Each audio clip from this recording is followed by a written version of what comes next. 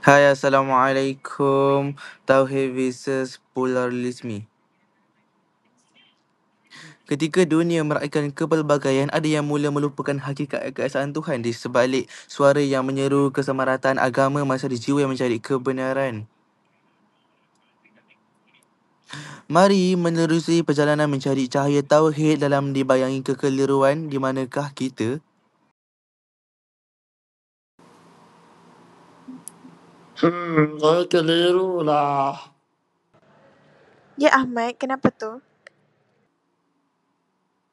Salah, ada suatu perkara ni selalu bermain di fikiran saya. Saya baca dekat media sosial, ada yang kata semua agama tu sama je. Jadi kalau sama, kenapa Tuhan tu berbeza-beza? Tapi Allah tu kan esa.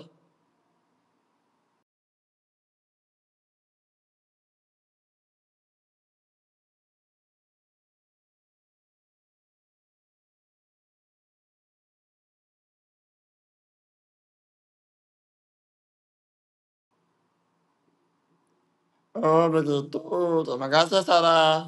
Ahmad, perbualan awak dengan Sarah tu adalah pemahaman yang salah.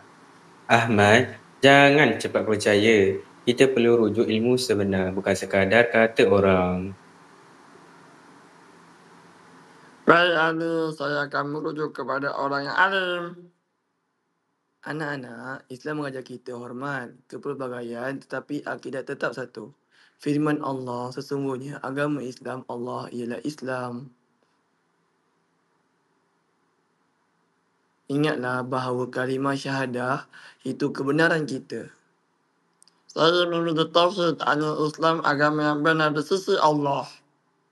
Saya faham sekarang kita boleh hormat agama lain tetapi akidah Islam tetap kita pertahankan. Tauhid vs pluralisme di manakah kita? Teguhkan akidah, pertahankan identiti Islam.